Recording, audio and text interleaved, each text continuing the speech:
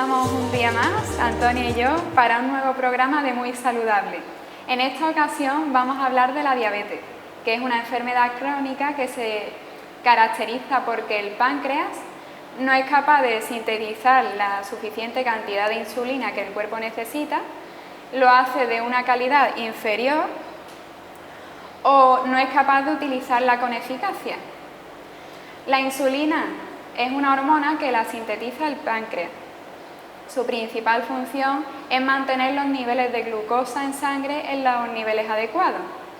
Esto además lo que hace es que esa glucosa que hay en el organismo es capaz de captarla, transportarla hacia todas las células del cuerpo para que posteriormente puedan utilizarlas para producir energía y así funcionen nuestros músculos y tejidos. Por eso es una hormona muy importante. Además ayuda a que las células del cuerpo almacenen esa glucosa para posteriormente utilizarla. En el caso de la diabetes lo que sucede es que hay un exceso de glucosa, lo que se llama hiperglucemia. Esto es debido a que hay una mala distribución de la misma. Entonces, claro, ¿qué conlleva este aumento de glucosa? Pues puede producir complicaciones en el corazón, en el riñón y en las arterias, aunque puede afectar a todo el organismo, pero principalmente a esas partes. Y conlleva a que la persona que tiene esos niveles de glucosa elevados, como afecta sobre todo a esos órganos, pueden desarrollar problemas renales, infartos, pérdida de visión e incluso llevar a que tengan que amputarle miembros inferiores. En cuanto al diagnóstico de la diabetes, lo que tenemos que hacer es ir al médico a que nos hagan una analítica de sangre. En esa analítica lo que pueden detectar, se puede medir la glucosa de 4 formas, o midiendo la glucemia basal, que es la glucemia que tenemos en ayuna, que en el caso de la diabetes estaría por encima de 126 miligramos por decilitro. También se puede medir la hemoglobina glucosilada, que saldría por encima del 6,5%. Se puede hacer una curva de glucemia con 75 gramos de glucosa, que en este caso tendría que salir superior a 200 miligramos por decilitro. O medir la glucemia al azar, que eso significa en cualquier momento del día, y saldría por encima de los 200 miligramos por decilitro, con síntomas. En estos métodos para diagnosticar la diabetes, en los 3 primeros sería necesaria otra analítica para confirmar que realmente esa persona tiene esos niveles elevados y por lo tanto tiene diabetes. En el último caso, en el de la glucemia al azar, como llevaría unos síntomas característicos de la diabetes, pues no haría falta confirmarlo porque con los síntomas está confirmando que si tiene el azúcar alto y tiene los síntomas típicos de esta enfermedad, pues tendría diabetes la persona. Bueno, pues yo voy a hablar de los tipos de diabetes, ¿vale? Dentro de la diabetes, como bien ha dicho Ana, que es una enfermedad bastante complicadilla, hay 2 tipos de diabetes, la diabetes tipo 1 y la diabetes tipo 2. La diabetes tipo 1 es causada por una reacción autoinmunitaria de nuestro organismo, el cual hace que no se produzca insulina. Estas personas que se diagnostican con diabetes tipo 1 necesitarán ponerse insulina.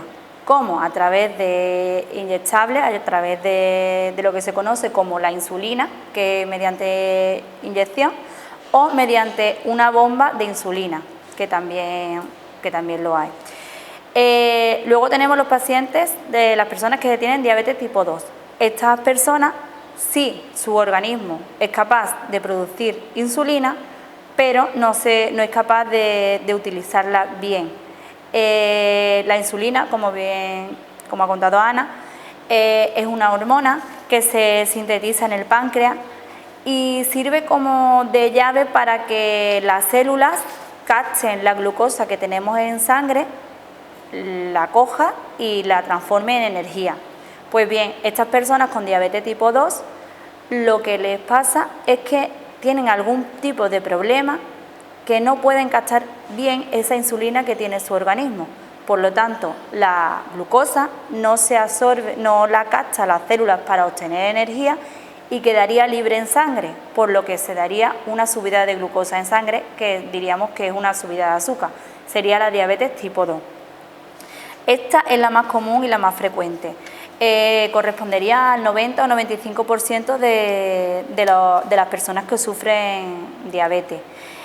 Suele ser característico de personas obesas, personas con hipertensión alta, puede ser hereditaria por antecedentes familiares y necesitan medicamentos vía oral a diario.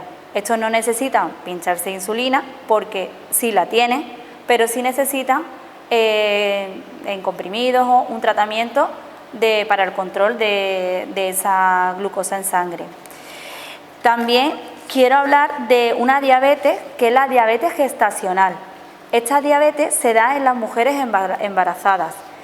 Esto, la mujer embarazada no ha tenido nunca la glucosa alta, el azúcar alta, y en el momento, en el embarazo, suele aparecer en mitad del embarazo, aparece niveles altos de glucosa en sangre. Esto quiere decir que hay que tener un control. Las pruebas se suelen hacer entre 24 y 28 semanas de gestación, que es donde suele dar el pico de glucosa en el caso que la tuviera alta y que tuviera una diabetes gestacional. En principio, en la mujer embarazada se controlaría con alimentación y con ejercicio físico diario y controlado. Si no se controlara así esa diabetes gestacional, sí se pondría un tratamiento a esta mujer con el fin de regular esa subida de glucosa en sangre.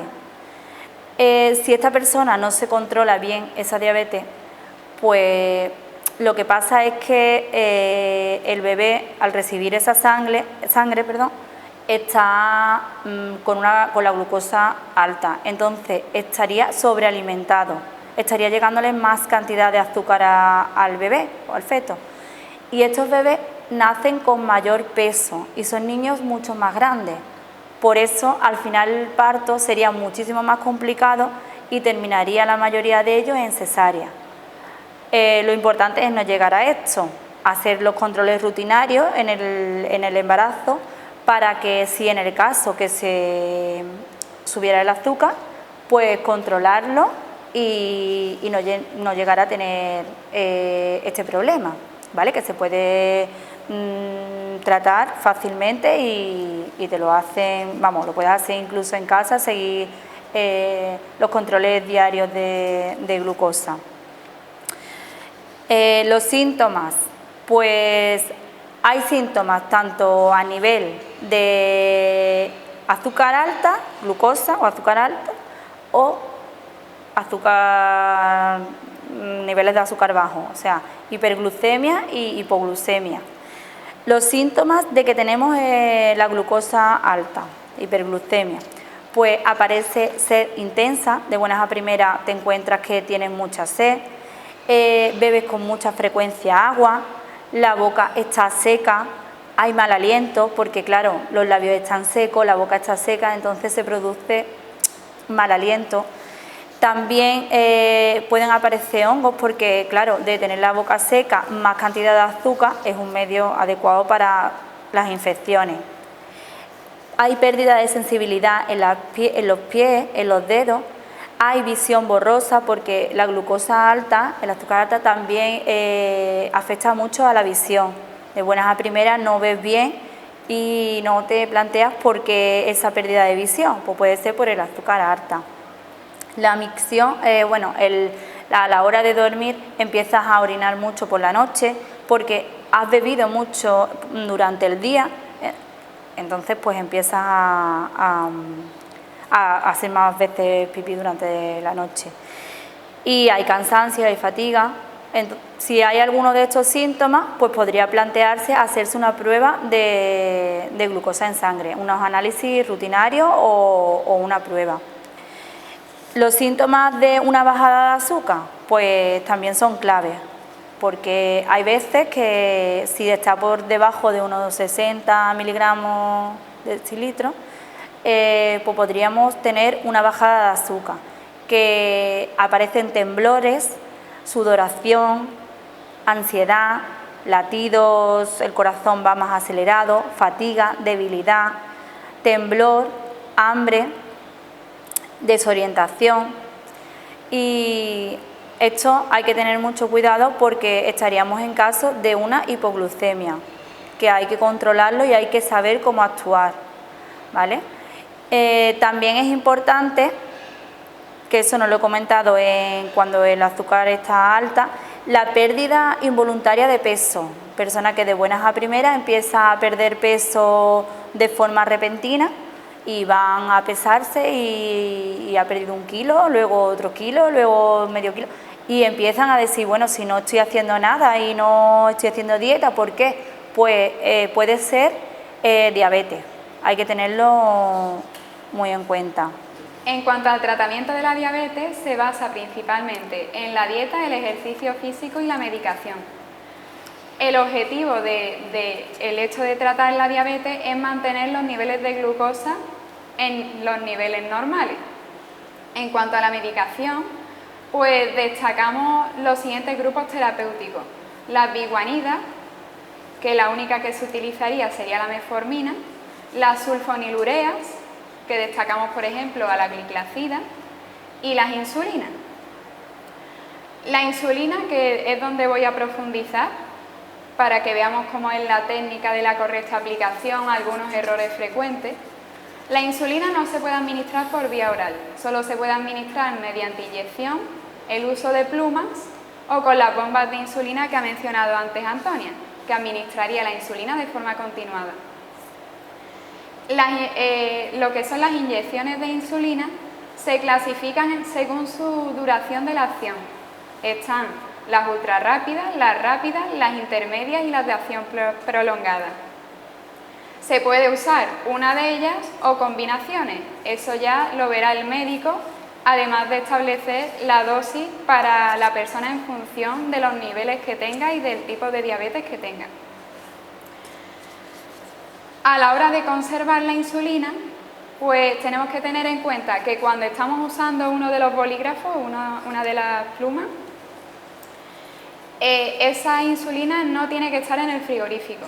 La que está en uso no hay que meterla en el frigorífico, la podemos dejar a temperatura ambiente sin que le den cambios de temperatura, por ejemplo, no dejarla en la cocina o en el cuarto de baño que hay cambios de temperatura, y alejada de la luz solar directa.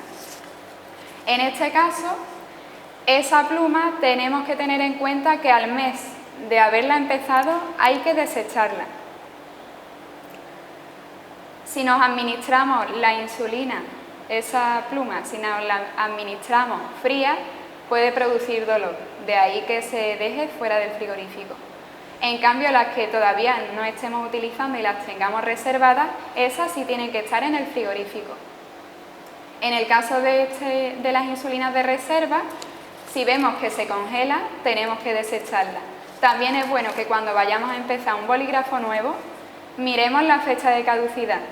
Y hay que tener en cuenta que si nos vamos de viaje, tenemos que tener preparadas para llevar a nuestras insulinas las neveras que hay especializadas para ello y llevarlas siempre en el equipaje de mano, nunca en la maleta, por si acaso se da una pérdida de la misma, pues no quedarte sin tu medicación. A la hora de la inyección hay que tener en cuenta 3 cosas. Una es el ángulo con el que pinchemos la insulina, puede ser de 45 o de 90 grados.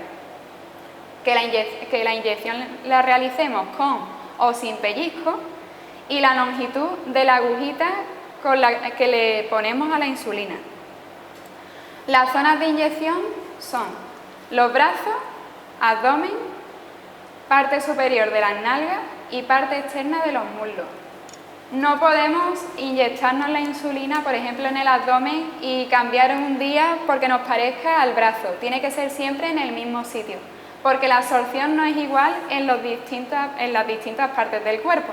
Entonces eso llevaría a que si el médico va haciendo los análisis de sangre para ver cómo va la glucosa, si estamos cambiando el lugar de inyección no se está absorbiendo de la misma manera y parece que es que esa insulina no nos está funcionando. Y el error está en eso, en que si decidimos que nos vamos a poner la insulina en el abdomen, siempre tiene que ser en el abdomen.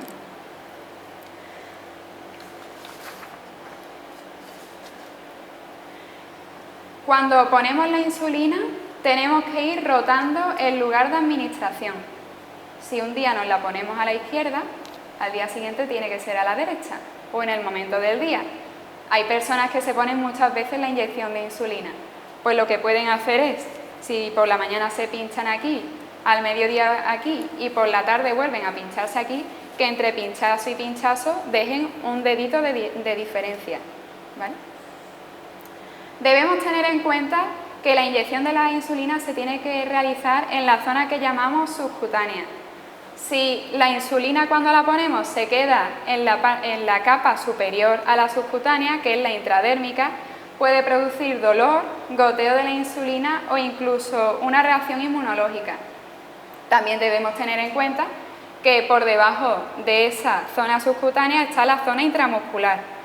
En el caso de que pongamos la insulina en la zona intramuscular, esto puede llevar a que haya una mayor acción de la insulina y por lo tanto se pueda producir hipoglucemia. De ahí el hecho de administrar la insulina con o sin pellizco. Normalmente cuando empezamos a utilizar insulina nos instruyen en el ambulatorio de cómo es la correcta forma de utilizarla, porque claro, se elige la zona de administración y allí te ayudan y te dicen cómo te la tienes que administrar para que puedas hacerlo solo en casa. Porque la insulina puedes administrártela tú sola a ti mismo o que una persona lo haga por ti. Eso ya en función de lo valiente que te sientas. ¿Vale? En el caso de administrar con o sin pellizco, lo bueno que tiene administrarla con pellizco es que evitamos que la administración se realice en esa zona intramuscular. Si administramos con pellizco, tiene que hacerse el pellizco con los dedos índice, corazón y pulgar. Así haríamos el pellizco. En cuanto al ángulo de inyección, puede ser de 45 grados o de 90. De 45 grados será más adecuado en el caso de los niños o si ponemos la inyección de insulina en los brazos o en el abdomen. En el resto de los casos se puede poner tanto en un ángulo de 45 o de 90 grados. También es importante elegir la aguja, eso lo hará nuestro médico, nos lo hará, no tenemos que preocuparnos, ¿vale? En función de si tenemos sobrepeso, pues los milímetros de la aguja serán mayores, si estamos en normopeso será intermedio, por ejemplo de 8 milímetros, y en el caso de los niños se utilizarán las agujitas de menos milímetros. Las agujas hay que cambiarlas regularmente. No vale eso de cambiarla a los 6 días, no. Porque claro, lo que pasa con la aguja es que se va desgastando como en la siguiente imagen. ¿Y qué sucede? Pues que puede producir rasgaduras o pequeñas lesiones en la zona. Así que la aguja, lo ideal sería darle incluso un uso. Con un uso ya desecharla, no ir reutilizándola. También es importante que la pluma no se guarde nunca con la aguja puesta, porque esto puede originar que debido a los cambios de temperatura se den pérdidas de la cantidad de la pluma, de pérdida de producto e incluso que se produzcan cambios de concentración. ¿Cuál sería el procedimiento para administrar la insulina de forma correcta? Os hemos traído aquí para que lo veáis con nosotros en directo. ¿Cómo se aplicaría? Vamos a coger las cositas.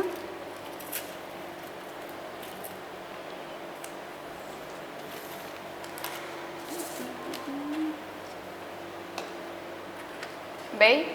En este caso, cuando sacamos de la farmacia nuestra caja de insulina, la que esté en uso, pues no hay que guardarla en el frigorífico, pero el resto las meteríamos en el frigorífico.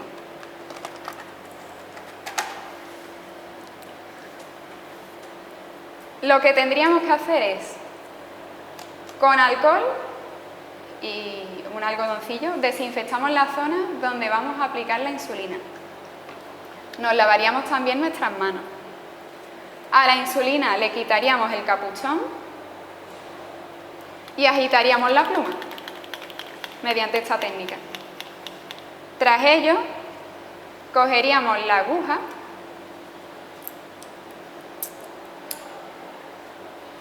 ¿veis? Que está ahí, se pincha aquí un poquito y se enrosca suavemente.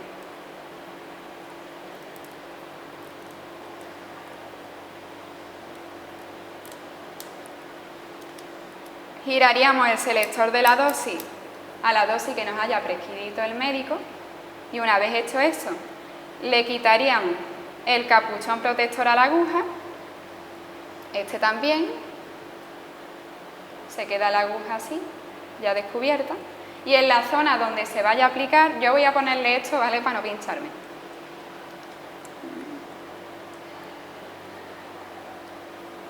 Pero con esto ya la aguja destapada, tendríamos que, si por ejemplo pongamos que, bueno, donde tengáis que administrarosla, os la administráis, lo voy a hacer aquí para que se vea bien. Tendríamos que poner el dedo aquí, clavar la aguja, presionar hasta la base del botón y contar varios segundos, entre 5 o 10 segundos. Y luego, una vez que, y siempre que la aguja esté bien metida, y una vez pasados esos segundos, sin soltar el botón, retiraríamos con suavidad la pluma y ya tendríamos administrada nuestra dosis. Tras ello, pues lo que haríamos sería ponerle el tapón protector, desenroscamos la aguja que hemos utilizado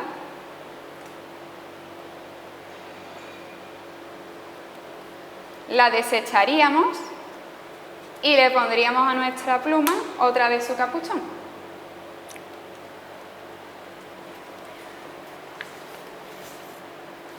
Yo creo que ha quedado clarito. En cuanto a las complicaciones de la diabetes, hay que tener en cuenta que es verdad que la diabetes, hay personas que tienen un tipo de diabetes que la glucosa, aunque hagan las cosas bien, les suele fluctuar los niveles de glucosa. No hay nunca que desesperarse, ni que venirse abajo, ni dejar el tratamiento, ni muchísimo menos. Siempre hay que seguir con la pauta establecida con el médico y aunque parezca que no, con el tratamiento que tenemos está controlada el azúcar, si no se descontrolaría del todo. Entonces es muy importante hacer y tomarse o administrarse bien su tratamiento para evitar las complicaciones que acarrea la diabetes, como es que puede producir pérdida de visión, ceguera, es la primera causa de diálisis y de amputaciones de miembros, amputaciones no traumáticas, por ejemplo de dedos, etc. También favorece el desarrollo de problemas circulatorios, como el caso de infarto o angina de pecho. Y debemos hacer especial hincapié en que hay personas que no notan que tienen diabetes. ¿Qué pasa? Que van desarrollando esas complicaciones, esas patologías asociadas, se van produciendo y desarrollando sin que ellos se den cuenta. ¿Cuál es un buen método para evitar esto? Pues ir con regularidad al médico. Si por suerte no tenemos ningún tipo de enfermedad, pues una vez al año es bueno hacerse una analítica de sangre completa para ver cómo va la cosa. En el caso de tener factores de riesgo o predisponentes, como puede ser que sea una persona obesa, el factor hereditario, se puede heredar la diabetes, hipertensión, diabetes gestacional, pues personas que sepan que tienen eso o familiares tienen diabetes, padres, madres tienen diabetes, pues lo suyo es que se hagan un control más rutinario, para mínimo una vez al año. En el caso de esas personas que tienen esos factores de riesgo, mínimo una vez al año es bueno que se hagan una analítica, porque en el momento que le aumente la glucosa, pues le pone su médico el tratamiento y ya está, y se quita de problemas. Bueno, ¿y cómo podemos prevenir todos esos problemas para evitar llegar a esas situaciones que ha descrito Ana? Pues, por ejemplo, luchando contra la obesidad. Eso es muy importante, sobre todo en la diabetes tipo 2. Haciendo ejercicio físico a diario. Si no puede la persona hacerlo muy intenso, pues más acoplado a su situación física, pero sí con regularidad. También no perder ninguna comida. Quiere decir que si tenemos que comer 5 veces al día, pues que no se salte ninguna, para que sus niveles de glucosa estén constantes en sangre. Entonces hay que respetar todas las comidas del día. Controlar, eso sí es muy importante, controlar la presencia de sacarosa, glucosa y fructosa, tanto en la comida y en envases que compramos en el supermercado, mirar las etiquetas, y en la medicación, porque puede darse el caso que una persona esté tomando antidiabéticos orales y haya algún otro tratamiento para algún dolor o cualquier tipo de medicación que tenga en su composición sacarosa. Esto es muy importante porque sin darnos cuenta estaríamos tomando azúcar y esto hay que tenerlo muy en cuenta. Preguntar al farmacéutico cuando estemos sacando la medicación, si tienen sacarosa, porque fructosa o glucosa, porque es muy importante que si estamos haciendo una dieta bien, no comiendo azúcar, no comiendo bollería, no comiendo, que luego hablaremos, y ahora nos estamos tomando una medicación que sí lleven en sus excipientes estos 3 azúcares, pues no sería correcto. Entonces hay que mirarlo bien. También seguir las pautas de la insulina, en el caso de la diabetes tipo 1, correcta. Como bien ha explicado Ana, hacerlo adecuadamente, ponerlo a su hora, saber cuándo hay que ponerla lenta y cuándo hay que ponerla rápida, en fin, todo eso, llevarlo bien controlado. Repetir los controles a menudo, sobre todo en los casos en los que estemos así un poco, que tengamos fluctuaciones de glucosa en un momento determinado, porque estemos más nerviosos, porque hayamos hecho más ejercicio físico de la cuenta. Eso hay que tenerlo controlado.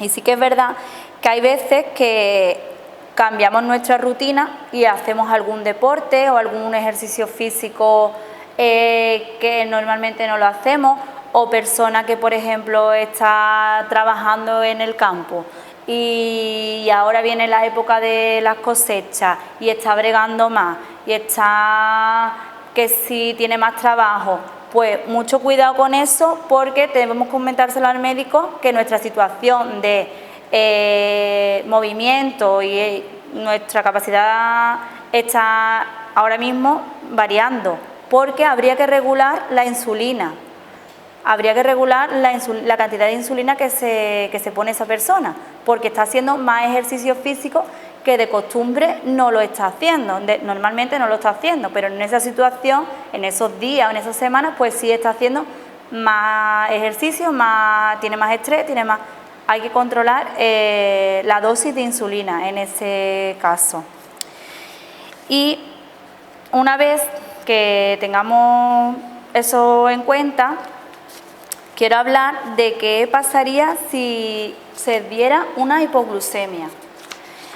Lo primero, la hipoglucemia, como ya he nombrado anteriormente, nos damos cuenta porque hay temblor, hay sudoración fría, hay pérdida de conciencia, incluso hay mareo, visión borrosa. Entonces, una persona diabética que le esté pasando esto, pues nunca hay que dejarlo solo. Siempre hay que estar con él en ese momento, ¿vale? ¿Cómo podemos actuar? Pues Si la persona está consciente, la persona está teniendo una bajada de azúcar, pero la persona está consciente, tenemos que suministrarle por boca unos 10-15 gramos de glucosa, de hidratos de carbono, ¿vale? De azúcar. Eso pueden ser, por ejemplo, 2 terrones de azúcar o un zumo.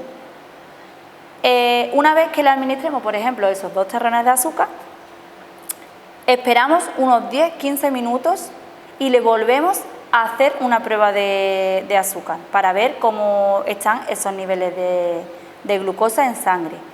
Si sigue con hipoglucemia, hay que volver a repetir esos mismos hidratos de carbono que se ha tomado la persona. En el caso de los 2 terrones de azúcar se volvería a repetir y se volvería a 10 o 15 minutos y se volvería a tomar, hacer una prueba de azúcar para ver si esos niveles de glucosa se han regulado, están bien. Si no, tendríamos que llamar al médico. En el caso que la persona se tenga una bajada de azúcar y se da eso, en primer lugar, esos 2 terrones de azúcar y se hace la prueba a los 10-15 minutos y se ha recuperado, debemos de suministrarle, debemos de darle unos hidratos de carbono de acción prolongada. ¿Qué quiere decir esto? Pues que esto se va a utilizar para que no vuelva atrás, no haya otra bajada de azúcar, para que esa absorción sea más lenta. Eso sería el caso del pan, de un vaso de leche, de 3 galletas María, por ejemplo. Esos serían hidratos de carbono que se absorberían más lentamente, para que esa persona no retroceda y se le mantenga ya los niveles estables de glucosa en sangre, ¿vale? Entonces, se harían 2 casos diferentes. Si se recupera con esa primera 10-15 gramos de azúcar, o si no se recupera, pues entonces habría dos casos diferentes. Eso, no dejar nunca a la persona sola, eso es muy muy importante. ¿Y qué pasa si hay una bajada de azúcar y la persona pierde el conocimiento? Nunca dar alimentos sólidos ni líquidos por boca, porque la persona no está consciente. Para eso existe una hormona que se llama glucagón. Esto, normalmente las personas que tienen diabetes y las personas que sufren hipoglucemia lo tienen prescrito por su médico y es muy importante tenerlo siempre a mano. Quiere decir que lo tengamos en la nevera, porque esto se mantiene en el frigorífico, en casa, y en el caso de niños, además de la dosis, además del medicamento, tenerlo en casa, también habría que llevárselo al colegio. Y los padres a hacerse responsables, y los profesores, de que eso tuviera una buena conservación y estuviera siempre con su fecha de caducidad bien.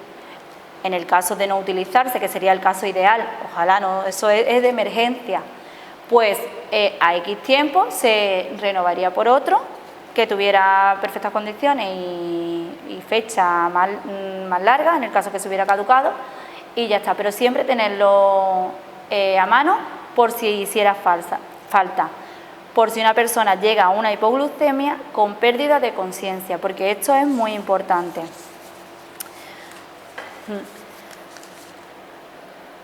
Para medir la glucosa son muy útiles los glucómetros. Si la persona se inyecta insulina, normalmente las tiras para medir el azúcar se las pasa el seguro. Los que simplemente quieran no se administren insulina, tomen por ejemplo metformina y quieran llevarse el seguimiento, pueden comprar las tiras y el glucómetro para hacerse los análisis en casa o ir a la farmacia y que le hagan allí el análisis de la glucosa. Los glucómetros, lo bueno que tiene es que estando en casa es una forma muy cómoda de medirse el azúcar si en algún momento tiene algún síntoma de hipoglucemia o simplemente para llevar el control. Pues ahora os enseñaré cómo se hace la técnica de medirse el azúcar con un glucómetro. Antes quiero hablaros también que existen los medidores continuos de glucosa implantables, que son muy útiles porque instalas en el móvil la aplicación y en cualquier momento, como los de esta imagen, son así, en cualquier momento coges el móvil, lo pasas por el medidor y a tiempo real te dice cómo tienes el azúcar. También en la aplicación puedes programar alarmas para que te avisen cuando estés en riesgo de hipoglucemia o con los niveles de azúcar muy bajos. Y también sirve para analizar cómo tienes el azúcar antes y después de hacer el ejercicio o con la alimentación, cómo te está influyendo. Pues también es muy útil verlo con este tipo de medidor. En el caso de los glucómetros,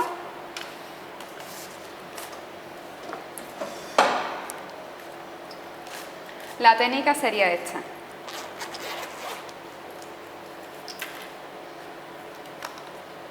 Este es el glucómetro. Aquí tenemos sus tiras y el bolígrafo. Este es el bolígrafo que se utiliza para pinchar el dedo. Hay que cambiarle la aguja regularmente también, para evitar esos dolores, se va al final desgastando del uso. Para poner la aguja, cogeríamos aquí la agujita, tendríamos que desenroscarlo. Normalmente prácticamente todas las marcas son iguales. En caso de duda, pues te vienes a la farmacia y te lo explicamos. Desenroscaríamos el bolígrafo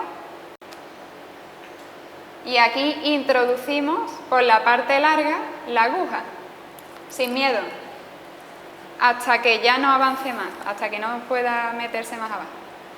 Desenroscaríamos con cuidado para no doblar la agujita la parte de arriba para dejarla al descubierto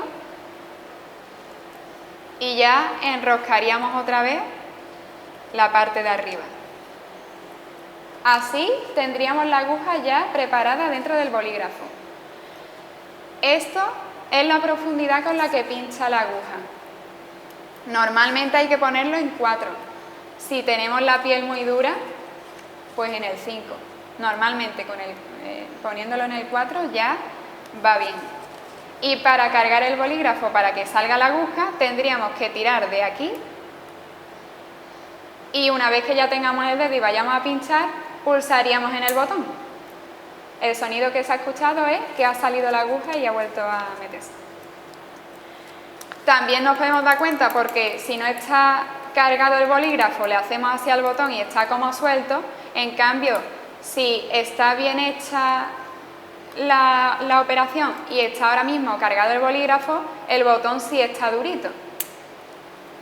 Eso en cuanto al bolígrafo.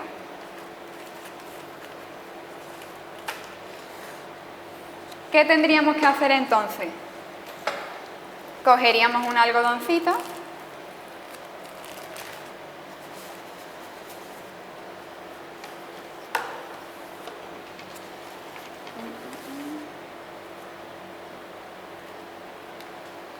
Con alcohol le echamos alcohol al algodón, desinfectamos el dedo donde vayamos a pinchar la agujita, por ejemplo este,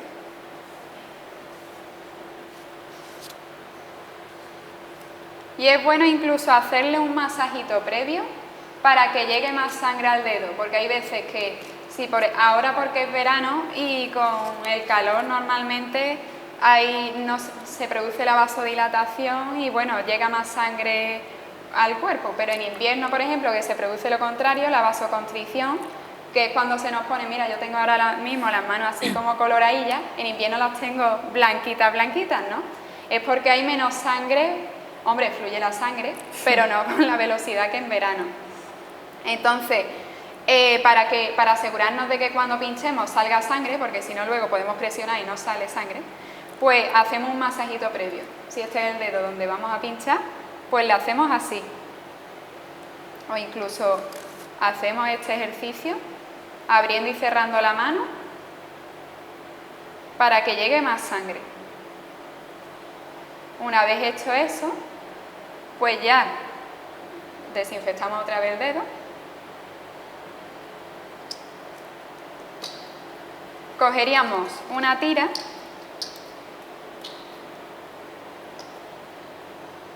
y si os fijáis, a la hora de meter la tira en el glucómetro, voy a toquetear, luego me desinfecto otra vez para hacer las cosas en condiciones, pero para que veáis la tira. La tirita, en este caso, para saber cómo tenemos que colocarla, normalmente en la parte que queda así, no tiene color. Y la parte de detrás le suelen poner colores para que sepamos que va atrás.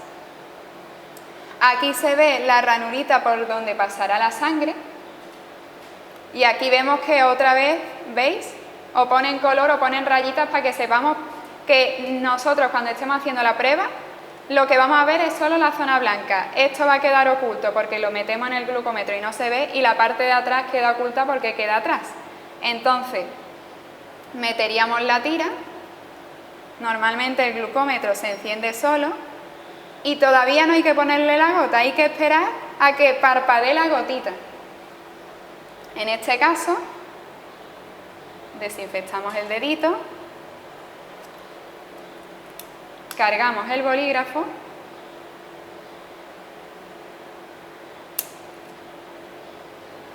apretamos en el dedo, va saliendo la gotita de sangre y cuando tengamos una gotita ya considerable, pues acercaríamos el glucómetro.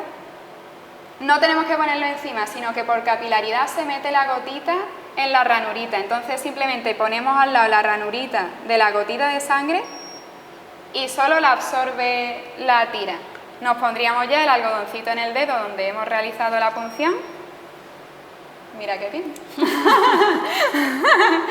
Y ya nos sabría nuestro nivel de glucosa en sangre. Ya cogeríamos, desecharíamos la tira utilizada, el glucómetro se apaga solo, lo guardaríamos y la agujita, eso, no, hay que cambiarla de vez en cuando, también hay que tenerlo en cuenta. Y ya pues nos habríamos realizado nuestra técnica del glucómetro de forma correcta. Bueno, pues como ha explicado Ana, esto es muy bueno hacérselo con regularidad y también es bueno llevar una buena nutrición para que no nos salgan los resultados no deseados.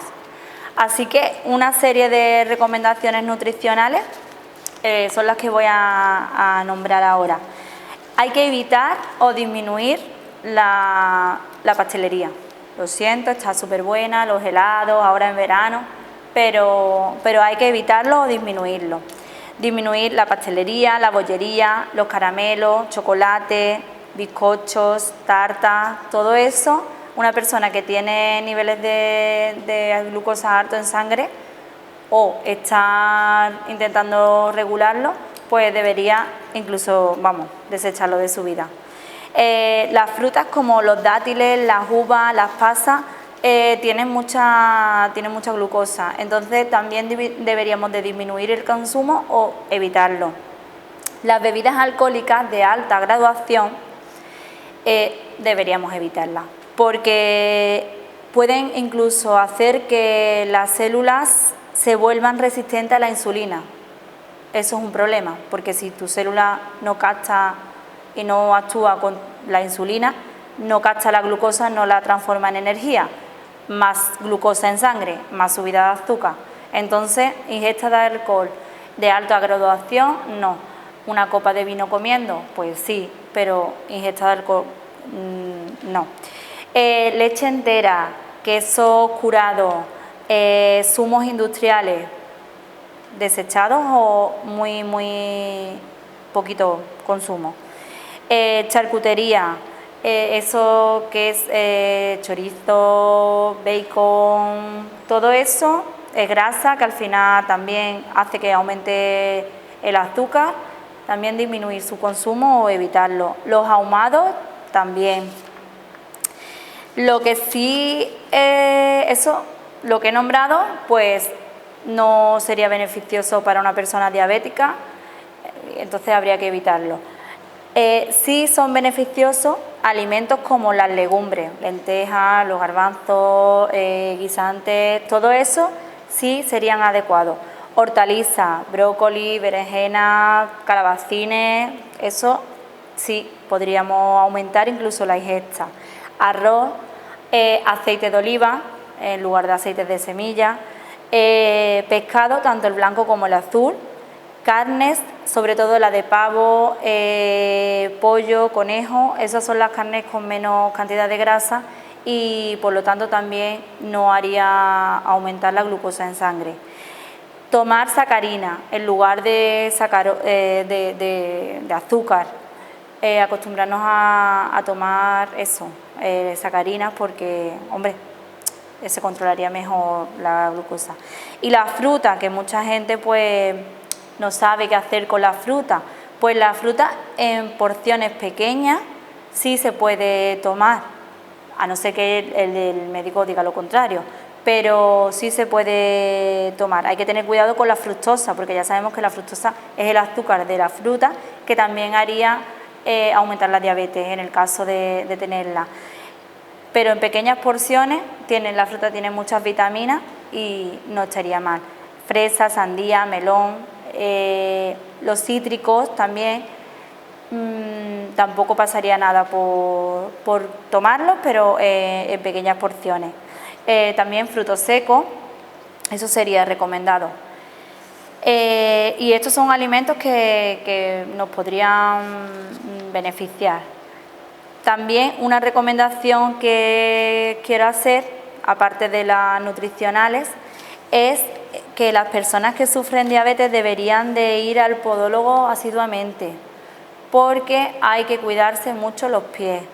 La persona diabética, cualquier cosita que tenga en el pie, un rasguño, los típicos callitos que se infectan, los típicos las uñas, los hongos, todo eso tendrían que acudir al podólogo porque ellos sí tienen más riesgo de sobreinfección y podría darse el problema del pie diabético. Entonces, antes de llegar a eso, cuando una persona diabética se ve alguna cosilla que no resulte raro en el pie, como una uñita que se clava y se infecta, que normalmente se cura simplemente con antisépticos y con unas cremas antibióticas que no tiene importancia, en las personas diabéticas sí la tienen. Deberían de ir a que se lo miren, que se lo traten y ellos estupendamente le hacen su cuidado para que no se produzca una sobreinfección, ¿vale? Y yo con esto ya no, bueno, lo de hay que hacer deporte, hay que llevar una vida saludable, sin estrés, sin ansiedad, hay que llevar una vida tranquila, todo eso sería adecuado para las personas en general, pero sobre todo para el paciente diabético, para que se mantenga estable. Y ya está, y espero que os haya servido este programa para resolver dudas, tanto nutricionales como de qué tipo, de que escuchamos tipo 1, tipo 2, insulina, pastilla. Yo porque tomo pastilla, mi vecina se pincha insulina, porque pues para que os haya servido. Ha estado súper bien las explicaciones de Ana, muy claras, que lo ha visto ella, que lo ha hecho todo, muy didáctico y espero que os haya gustado. Un paréntesis.